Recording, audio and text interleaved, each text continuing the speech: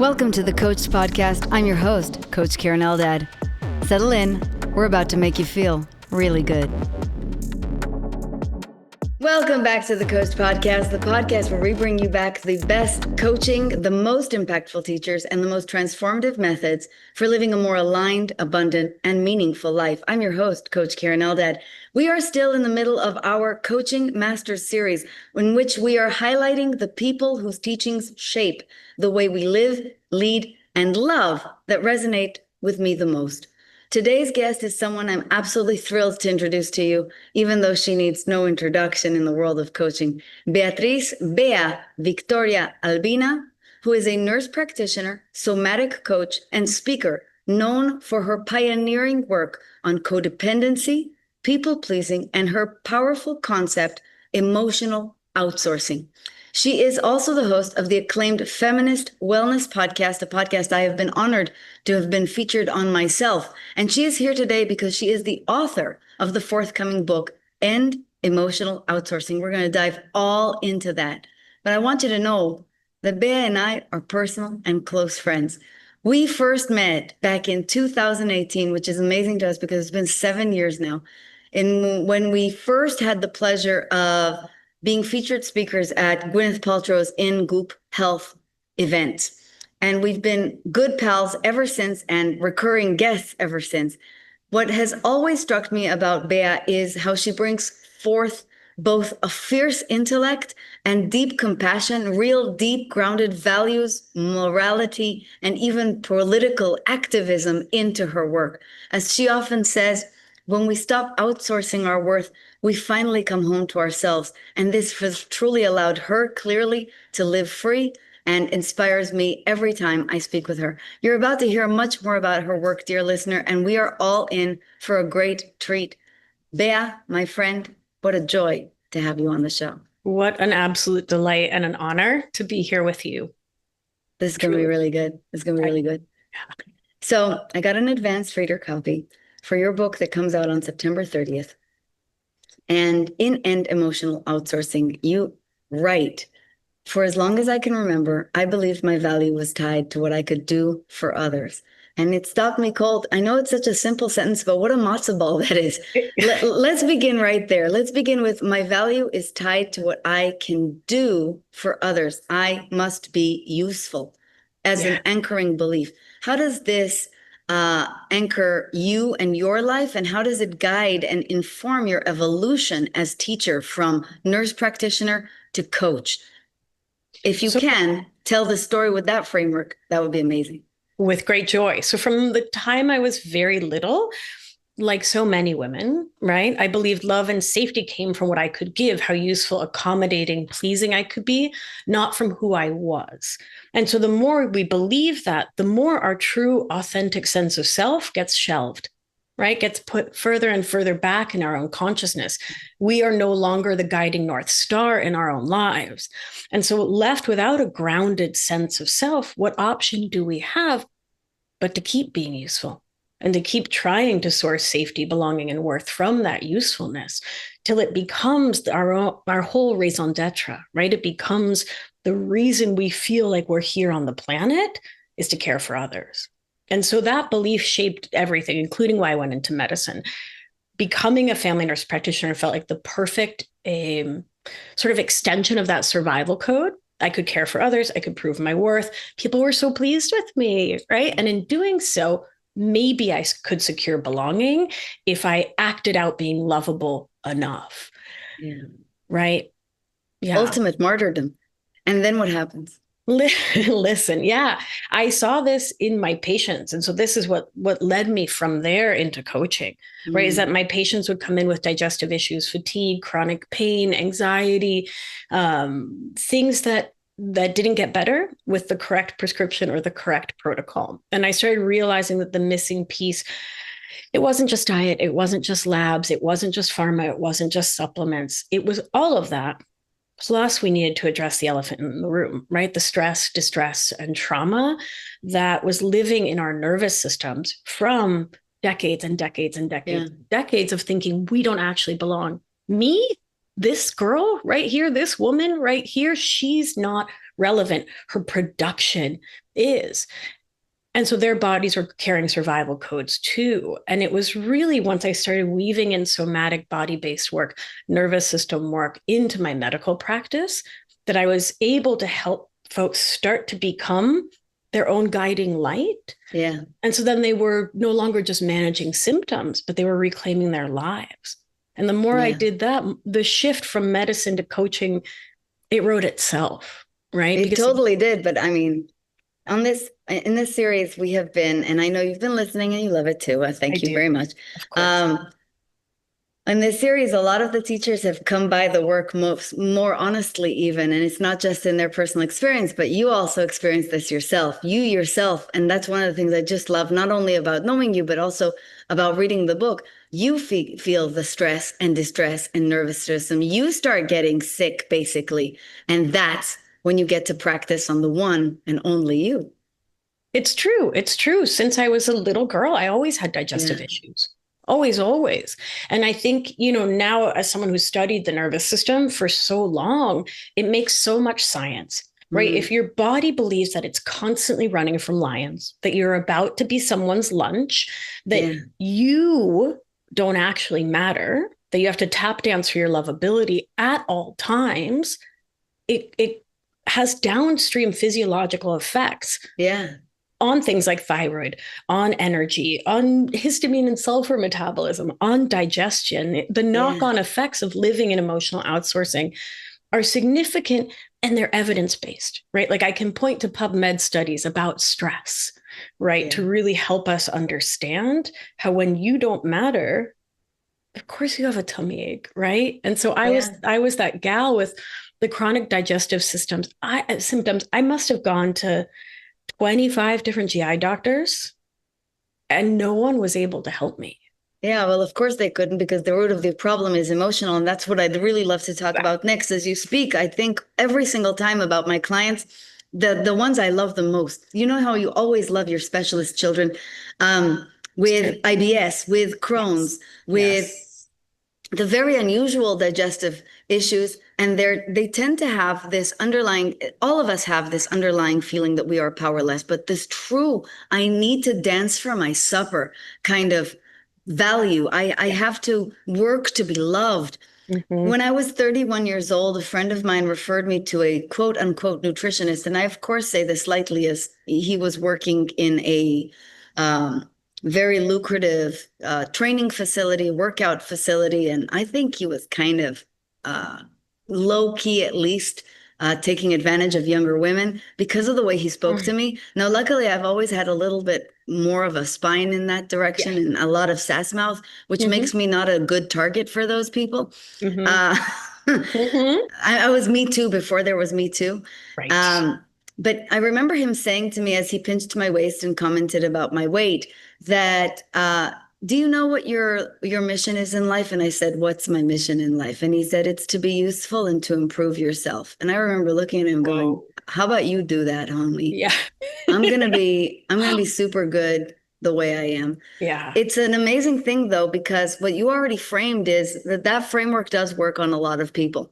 They do believe that my job on this planet is to be useful and to improve myself. And unless I improve myself and be useful, I will not be loved. And as a result of that, all of you out there who are already relating not only to this weird, I must live then in service of others to the detriment of myself, perhaps even nursing people, perfect metaphor, in order to get my value. But also, if I'm starting to feel real physical dis-ease, this is your call to sit and to listen to the remainder of this conversation, because hopefully Bea is going to start setting you on your path to the only thing that will heal you, and that is emotional regulation. Correct.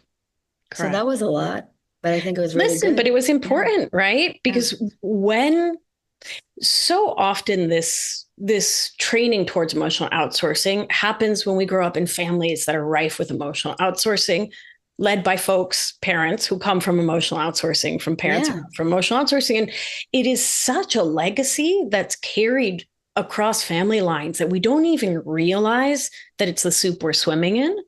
Right? Yeah. We don't even pause to realize that not having your own thoughts and parroting your parents' thoughts is not always a healthy thing, right? Yeah. I don't want to pathologize it, but it's what we see in emotional outsourcing is Yeah. not trusting our own thinking, our own feeling, our own experience of life. Because so often for so many of us from such a young age, our voice was so disqualified. Yeah. Oh, you're being too sensitive. Oh, you're being too loud. You're being too quiet. Yeah. You're being too fat, too thin, too much, not Yes, I'm enough. familiar with all of these things. Uh-huh, uh-huh, uh-huh. Obviously, I also grew up in Argentina, just like you. So you're being too fat, I think, was the dominant message of the 90s. The Uh-huh. dominant, for those of us who grew up in Argentina, that is Wow. uh, a very real thing. Yes. You're right, but there's no need to pathologize this. Let's just call the baby by its name. This is simply a way of thinking that we didn't question. And if you don't question it, if you don't have sass mouth and don't argue back with somebody who is essentially teaching you to improve yourself and to be useful to others, that's how you're going to be by default. Now, you and I have been friends for the last 7 years. Not only did we already meet at a set point in which we're already making this shift ourselves as professional teachers at that time, but I've also watched you grow as a teacher. You've watched me grow as a teacher. We basically met at the beginning of this, right? Mm-hmm. Looking back, has your why changed for teaching as you yourself have become more and more disentangled from your own emotional outsourcing? Mm. Yeah, for Or has sure. it deepened somehow? I think it's deepened. So at the start, my why was simple, right? We can't heal what we don't understand. And so my goal in primary care, in private practice, and at the start of coaching was to help people see the morass, right? I wanted to give people knowledge and tools. And over time, my why has deepened to really be about true liberation. I want Yeah. folks to understand their patterns not as personal failings, which is the dominant narrative around Yeah. codependency, right? That you're defective, there's something wrong with your character, it's on you. But I want to help us to see these habits as survival codes that are written into our nervous system, and that it behooves us to really go macro, right? To look at our culture, our family, our conditioning, our socialization, so that we can take personal responsibility for the next thing we do without throwing ourselves under the bus, right? Without throwing ourselves under the bus and liberation being the key word. I have to say, I love this so much. It really speaks to my soul. One of the Yeah. graduation patterns that I've noticed in observing myself and other teachers is what I call the Mrs. Maisel pattern. The first why is a survival why. It's I must heal myself so that I can actually be a functioning thing for the universe. Mm. In the first season of The Marvelous Mrs. Maisel, which absolutely everybody must watch, the greatest show Mm-hmm. ever to grace television, she's really just breaking out of a marriage and finding her own voice. Her liberation is a personal crusade to heal herself so that she can even have a voice. But by the end of it, the voice is no longer for her. The voice is a responsibility, and it serves as a liberation, a feminist liberation in the particular case of this show, for others. And I've seen my own why evolve this way too. You saw the trajectory that finally leads to Gilded is this isn't just about your financial empowerment and your emotional empowerment and your self-actualization first through the means of or the portal of personal agency. This is about freedom. Right, right, right. Because Which these may also patterns, explain why we've become so political. right? I You mean, and me. it's hard not to, right? When you can see the forest for the trees. Yeah. And because if we're not using a socio-political lens, and if we're not using a nervous system and biological lens, then you see yourself in these patterns, right? In these habits, in these ways of being. And what option do you have other than self-recrimination? Right? I don't see what else you can do but say, oh, well, I'm so dumb and wrong and bad. Oh man, I'm the worst, right? And we Yeah. we go to there for lack of another framework. And there's so much more to bring into the conversation that Yeah. allows us to really, really begin to rewire our neural pathways using science, right? So when you're being mean to yourself, your nervous system is in sympathetic activation, fight or flight, lions are coming, or dorsal shutdown, which is that freeze, that like, wait, what? Deer in the headlights, possum playing possum state of the nervous system. In neither state are we thinking clearly. Is our digestion working well? Is our thyroid working? Like we are in a suboptimal moment physiologically and cognitively speaking. So here we are trying to make change, wanting it to last, wanting to change everything in our lives from this place of beating ourselves up, which makes us physiologically inured to the actual neuronal nervous system change. Yeah, that's right. Which is and so our aim is ventral vagal, right? Correct. When it's we can super get calm, breathing deeply. Okay. Okay, I'm here. Yeah. I am safe. I belong with myself. I am grounded in this human body. I am present in a real embodied way. I have interoception, meaning I can feel the movement of my nervous system. I'm aware of my own body, and not like a vain surface self-aware way, but in a what are the messages my body is sending me? Mm-hmm.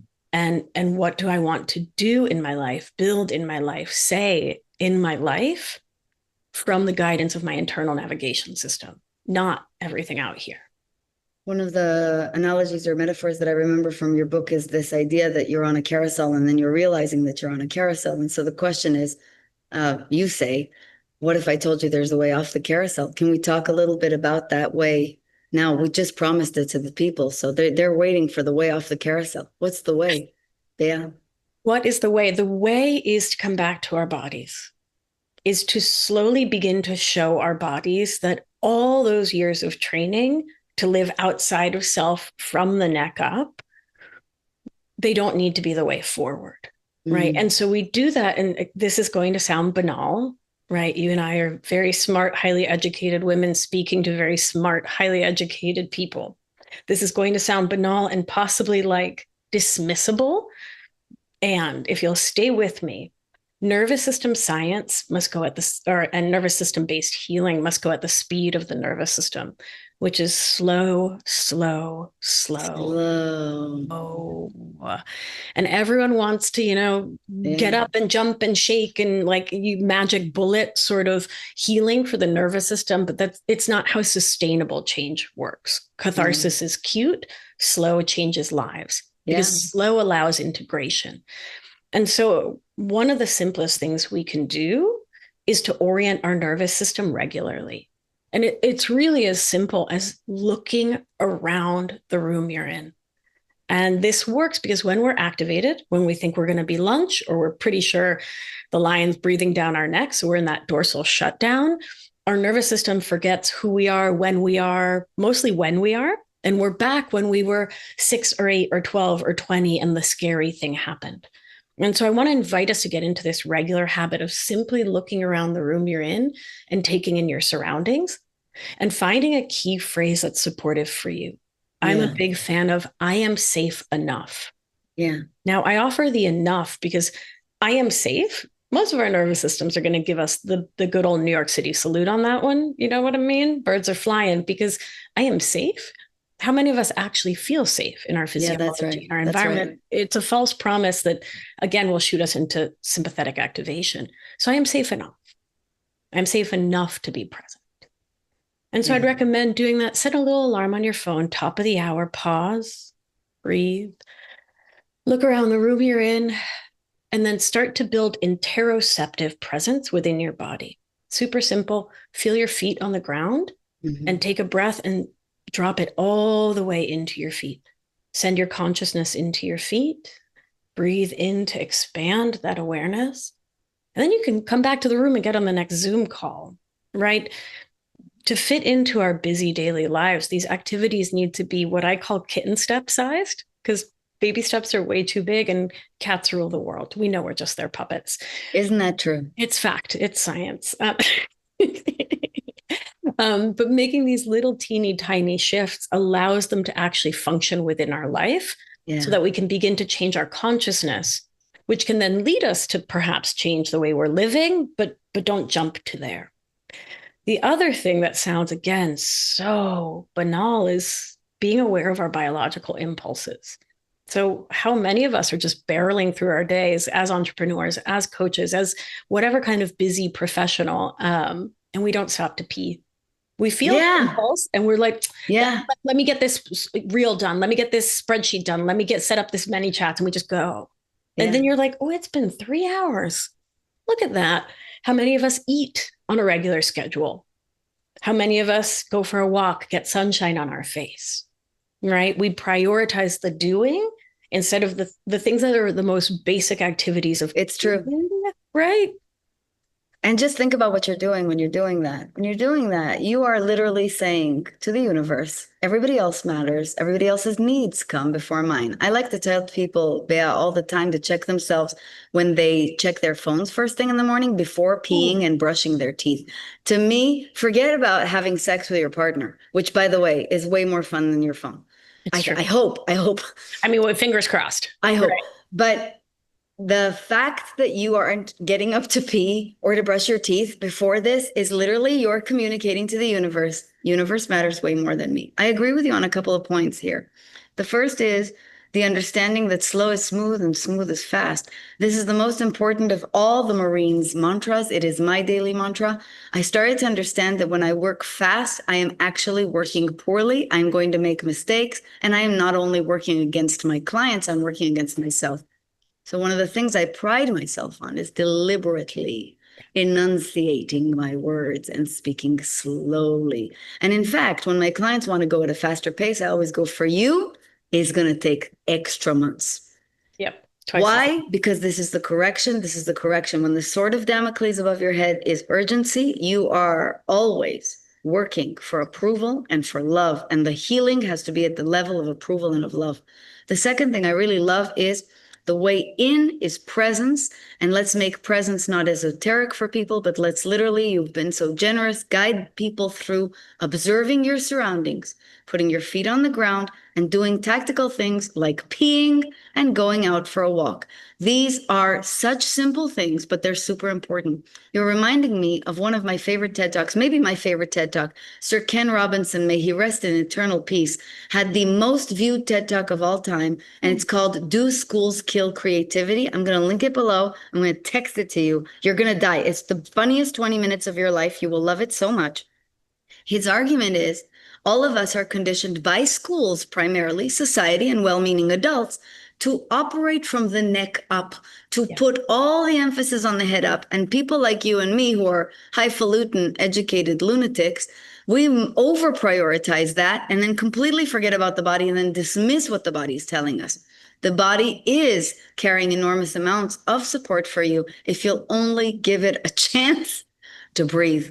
Thanks for saying that. Now let's move into the definition of emotional outsourcing and see the byproduct here and show people what they're paying, the enormous price they're paying for not doing this. You wrote in your book, my sense of worth had become so completely outsourced, tied so to how well I could serve others, that essentially you then say, I forgot myself. Is this the essence of emotional outsourcing, or how do you define it? Yeah, it is in fact the essence of it. So emotional outsourcing is the term I created to name something I couldn't quite find in the existing language. So words like codependency and people pleasing, perfectionism, they point at parts of it, but they never capture the real gestalt, the like lived reality of handing your worth, your choices, your energy, your preferences, your life over to other people as a way to attempt to feel safe, loved, accepted, belonging. So,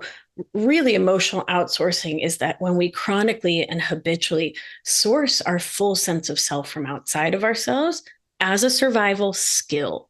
It is a skill. It is written into the nervous system. It often starts in childhood. And it comes from living in families, in homes, in Yeah. communities where love and safety feel conditional, Yeah. right? So we've And been, this causes basically like a reflex of saying yes when you mean no, yeah, avoiding conflict, uh, lying your ass off. I lying your mean, ass so off. some of my favorite of your examples were like the last time you did something because you wanted to and not because you felt you had to. And you also talk about patterns like nodding along to a dinner plan that you're not even excited about or agreeing to a project deadline that you're not cool with. Yep. This is, Keren likes to call it lying with a spritz of Febreze, but it's lying. And that's It's still emotional lying. outsourcing, isn't it? It is. It is. It's we can somehow make these lies feel okay enough because they're doing the work of trying to keep us calm and safe and grounded and not panicking at the mere thought of someone thinking something negative about us. And so I mean, it's an okay lie because Sure. Because it's sure, nice. Because it's nice. sure. Because The they'll like Spritz me. of Febreze But is then hilarious. I Right? know. It just I smells mean, clean, but it's garbage. it's absolute garbage. Yeah. You're tricking your nose. Right. What differentiates this? And I'm sure this is a common question, but what differentiates this from people pleasing? So I really see this as an umbrella term for codependent, perfectionist, and people pleasing habits because none of those terms really landed with my client. So that was a big part of why I created the new term. The terms didn't land with me and they weren't landing with my client. So codependent, get out of here. Keren, you know me. I'm a modern, independent, intelligent woman. Codependent? What does that even mean? Yeah. And then people pleasing, I was not a people pleaser because, oh my God, so many people are upset with me. Do you hate me? Are you okay? Are we okay? Do you mind? I'm so sorry. Right. And then perfectionism, same, right? I messed up all the time. How could I be a perfectionist? Yeah.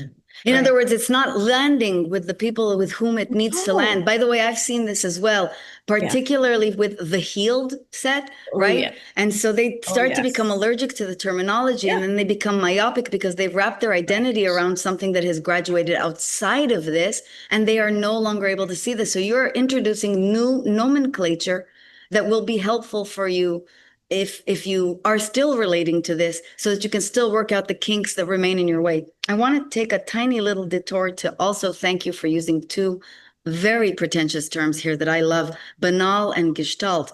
As a Frasier fan, as you know, I enjoy using words that people don't understand all the time. I'm going to break them out for everybody here who is listening. Gestalt means an organized whole that is perceived as more than the sum of its parts. Banal means trite or commonplace. Use it at a dinner party today. You will definitely be dropping them dead. Um, let's take this work a little bit further now. If you understand that emotional outsourcing is really your ability to start to truly break free, truly become limitless, this is where it's easy for me, at least, to make the understanding of how you leap to larger forces like patriarchy, like capitalism. You even use the word colonialism. Mm-hmm. You write that these systems are what taught us overall, societally, that our worth is tied to how much we produce, how much we offer to others, what our value is to society. Can you expand on that cultural lens and why it's vital to this conversation? And if you don't mind, there is only one streak, as you know, that really, really lines up with my heart. Feminism ties into this as well. Deeply, deeply. Right. Because when we're not seeing the larger socio-political context, then who's to blame? You, me. There's something wrong with us. Right. And as long as we keep thinking that, we keep treating ourselves poorly, we stay in that nervous system reactive space versus the ventral vagal grounded Yeah, present embodied space. We're always on our back heel, right? We're always off yeah. balance against the world because there's again something wrong with us, which makes us gaslightable, abusable, keeps us from actually standing in our power. So Exactly. And when we do stand in our power, by the way, we can still see that the forces are something that we participate or participated in. There's always an element of responsibility. It's just make the responsibility rooted in reality. exactly. So patriarchy trains us, especially human socialized as women, but everyone in our way, right? Because boys don't cry as well, right? It trains us to Yeah, be really yeah, hyper vigilant to the moods and needs of others and to prioritize that. Speaking for women, so many of us in childhood are trained to be good girls, meaning we're quiet, we're accommodating, we're helpful, and we're shamed when we have the feelings women aren't supposed to express, right? yes. Like Anger, hunger. assertiveness, hunger, right? Or Yeah, simple preferences, yeah, right? And so that conditioning wires our nervous system into that survival strategy. If I attune to everyone else and I keep them happy, maybe I'll be safe and I'll be loved, which means that my opinion, my preferences can just leave the room. Right. yeah, And when a man misbehaves, oh, I'm sure he didn't mean it. It's okay. Don't worry about it. It wasn't that big a deal. It's fine. Don't worry about it. It's okay. I know I got passed over for that raise again, but it's fine. It's okay. Don't worry about me. It's fine. Did you get a raise? I think you should get a raise. How about you? Do you want a yeah, raise? Right. It's yeah. always outward. And so I think we can, of course, look at capitalism, which insists our worth is in our productivity, and colonialism, which has taught generations that domination and extraction matter more than care or relationships.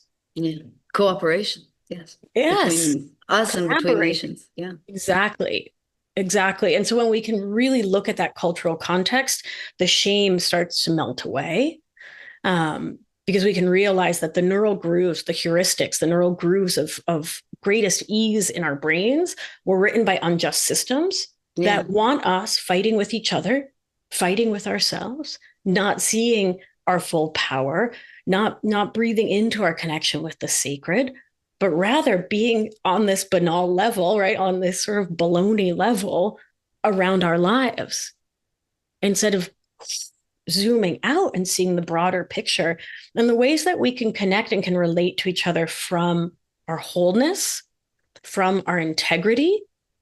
And our wholeness is antithetical to colonialism, capitalism, and the patriarchy. And I love how you brought that right back to the individual and to the body. So many of us feel powerless, especially when we're talking about larger structures. But really, this all begins with you. An attended self that is strong has also a very strong spine. And that kind of resistance does matter. It brings me back then to, all right, so let's go back into the body and let's start to solve for the end of emotional outsourcing, the beginning of self-feeding. You say here that we cannot end emotional outsourcing just by thinking about our habits. This is another thing with which I've taken tremendous issue as a teacher myself. The productivity nonsense started to die for me really quickly because I started to understand that somatic practice and real mindset are transcending of these. That in that sense, goals, for example, are a fun thing to do as an exercise, but not as a practice. Why would you say that somatic practice is so much above and beyond thinking about habits and thinking from the lenses of productivity, the 1.0 coaching, if you will? Yeah, because it brings us back into our true humanity. Yeah. Right. And it takes us out of other people's narratives, other people's conceived notions, other people's stories about us, and reminds us of our truth. And so when we either meet an internal limit or barrier, we know our truth.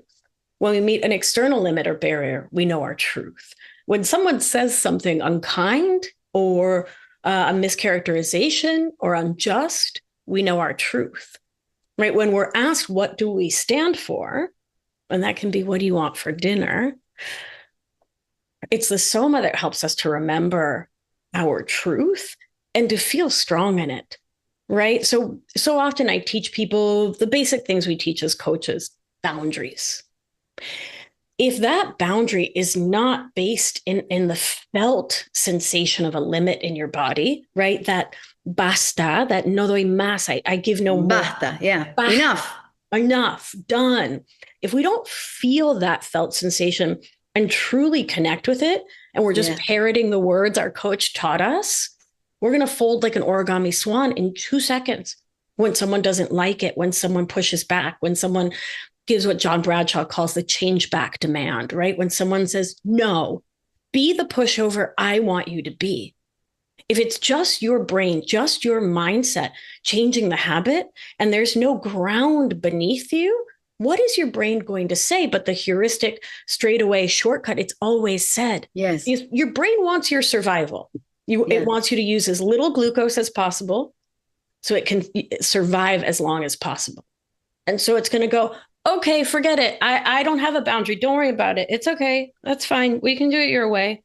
And then you're seething in resentment and you're even more disconnected from your own mind, body, and spirit. Meanwhile, that oriented, grounded, dropped in no is the best. I know. I was going to say that one of the moments that I really resonate with is this recognition of your humanity, and coaching mastery really does start talking about the bigger picture rather than the tiny little habits, the big moments of reclamation rather than the tiny little movements that may or may not move your needle, but ultimately confirm to yourself how it feels to stand in your truth, which teaches you to continue to do this.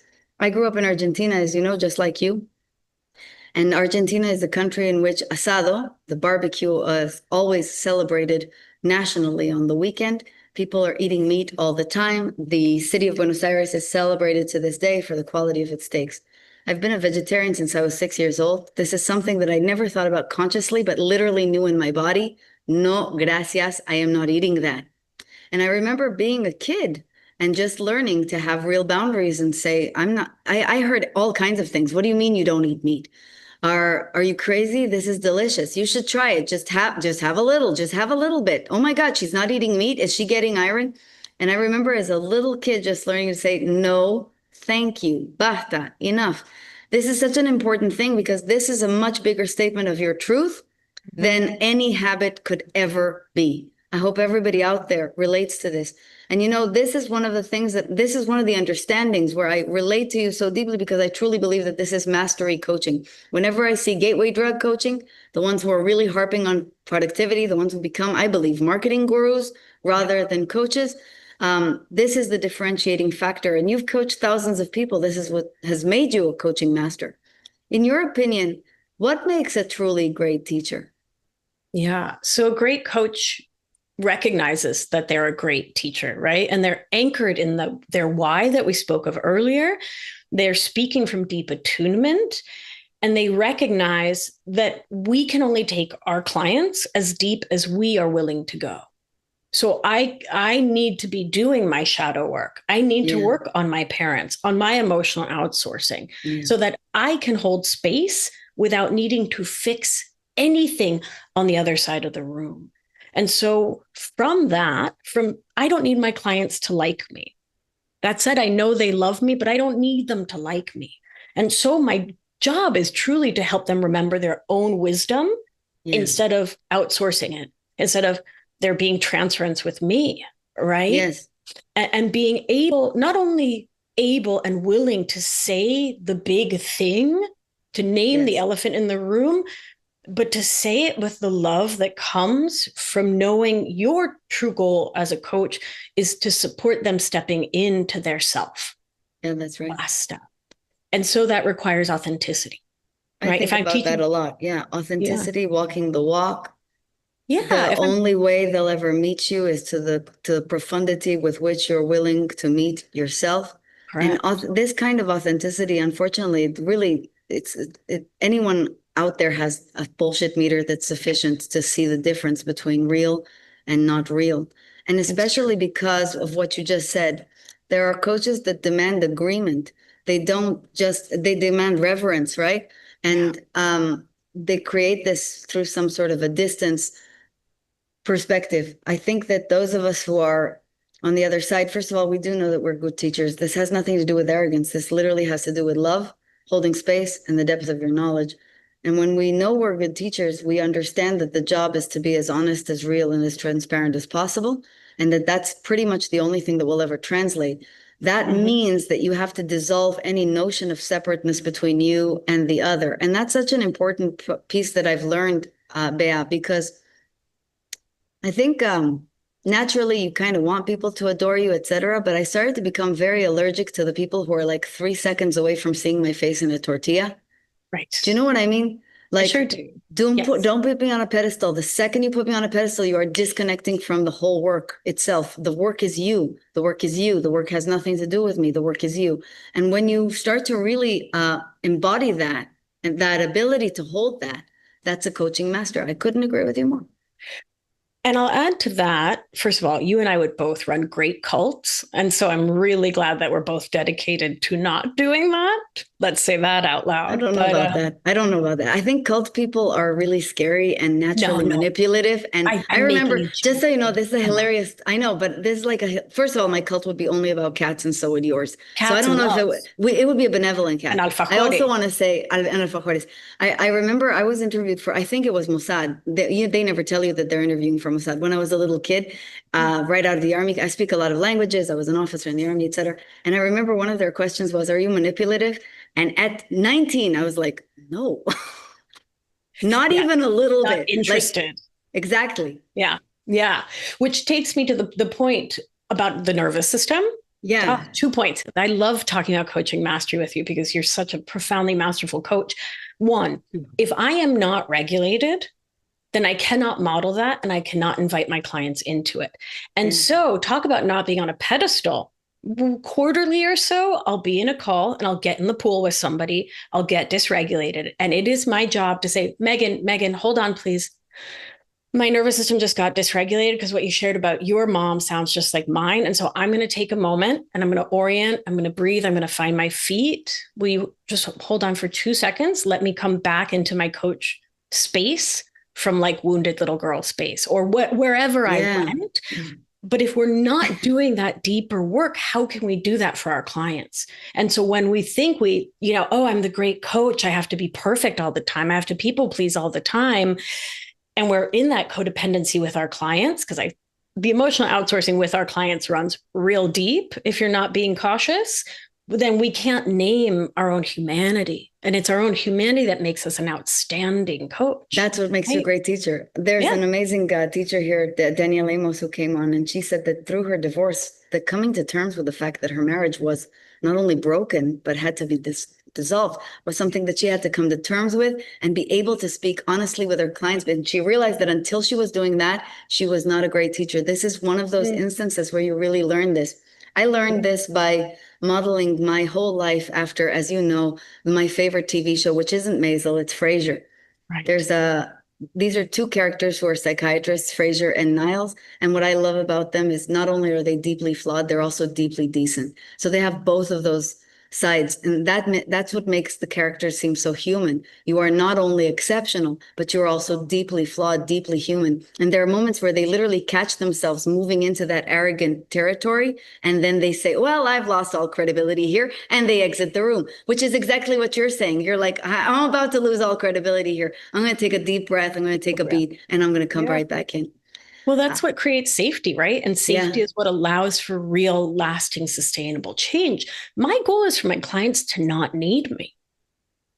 That's the job. That's the job. And if you're doing it with any other goal in mind, I'd recommend you pause and take a look at the values and ethics underlying your practice. Yeah, that's right. Yeah. That's right. And by the way, this goes for psychology as well, not just coaching. Oh, yeah. And I think we could parlay this into anything. You're a physician or a lawyer, you're a physician, exactly. Designer. Yeah. Right? Like what is the grounding values, morals, ethics that guide your practice?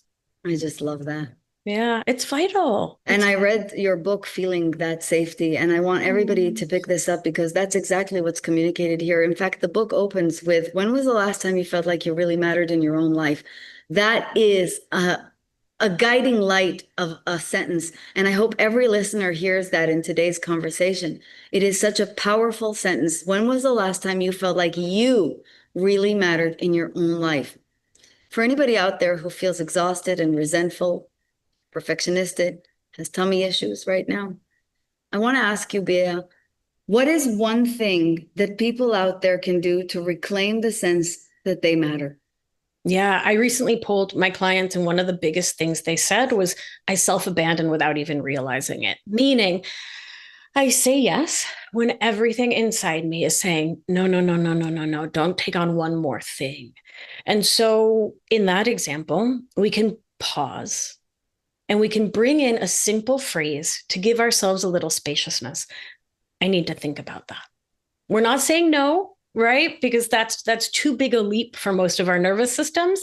Instead, we're giving ourselves a nervous system friendly way to pause that reflex, to go overgive, to overcommit, to tap dance for our lovability. And so that pause opens a door back into your own power. In that space, Yes. You can feel into your body, you can ask yourself what you truly want, and you can give yourself permission to actually matter in your own decision making, which is the most vital thing there is.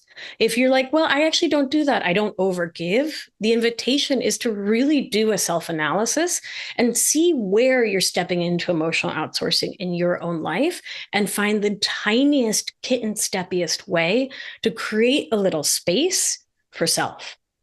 Kitten steps, my friends. And I hope you kitten you step your way all the way to a clear no, thank you. It's so important because otherwise all the suggestions are going to overwhelm you even more. And that is never the point. I want to thank you so much for coming on the show and for writing this magnificent book. I love you more than anything. I will myself be purchasing several copies for every single one of my clients who are coming to my upcoming retreats. I will link Bea's incredible new book and her podcast and her website below this podcast. Thank you so much for coming on Coaching Masters. Maestra, the master, my friend. Gracias. Gracias mil, hermana. Gracias, mi amor. Nos vemos, ¿ah? Chao.